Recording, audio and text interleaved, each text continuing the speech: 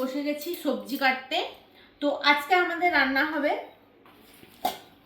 এই যে কলমি শাক, অনেকে এটা জল শাকও বলে, ঠিক আছে। কলমি শাক, যেহেতু এটা জলে হয় শাকটা, তো কলমি শাক ভাজবো চিকেন রসুন দিয়ে, খেতে কিন্তু খুব সুন্দর লাগে।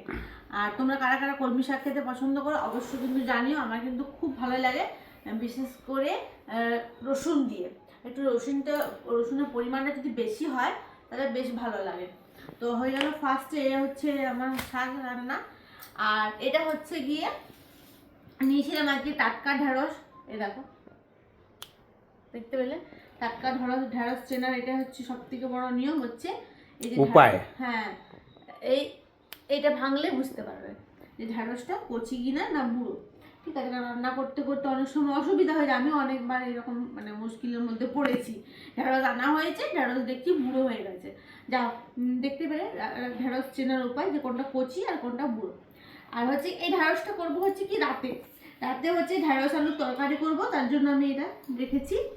আর টমেটো নিয়েছিলাম 5 টাকা টমেটো, 5 টাকা কাঁচা লঙ্কাগুলো মারাত্মক পরিমাণে ঝাল গাইস, এই দেখো কাঁচা লঙ্কাগুলো যেরকম সবুজ দেখতে সেরকম ঝালও আছে, পুরা দারুণ ঝাল। আমি মুড়ির সঙ্গে খেলাম, তো একটা তো খাওয়া গেল না, আমি তো খাই না অত কাঁচা লঙ্কা, অতটা ইয়ে নয়, অত ঝাল খেতে পারি না আমি। বেশ লম্বা লম্বা সবুজ ডাঁটা কাঁচা লঙ্কা, বেশ ভালো। তো চলো আজকে কি রান্না করছি এখন সেটা তোমার সাথে শেয়ার করবো। বললাম জল শাক ভাজবো, মানে কলমি শাক ভাজবো।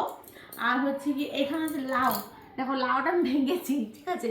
কারণ কি দেখলাম যে লাউটা বুড়ো কিনা, দেখলাম যে না লাউটা বুড়ো নয়, কচি লাউটা। তো আর কালকের মাছ কিনা হয়েছিল, কালকে তোমাদের অলরেডি ভিডিও শেয়ার করেছি, কালকে মাছ কেনা হয়েছিল।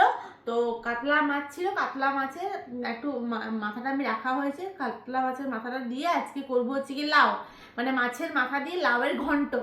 ফাইনালি মানে একটা সব থেকে বড় জিনিস, মানে লাউ দিয়ে মাছের মাথা দিয়ে করবো। আর হচ্ছে গিয়ে শাক ভাজবো, আর করবো হচ্ছে কি আলু ভাজা। মানে আলুটা কেমন ভাজবো না, সেই লম্বা লম্বা আলু ভাজা না, গোল গোল আলু ভাজা। বেটু আমার খেতে পছন্দ করে গোল গোল আলু ভাজা। তো চলো তোমাদের দেখায় আমি কেমন কি কাটছি না কাটছি, চলো ঝটপট করে করি।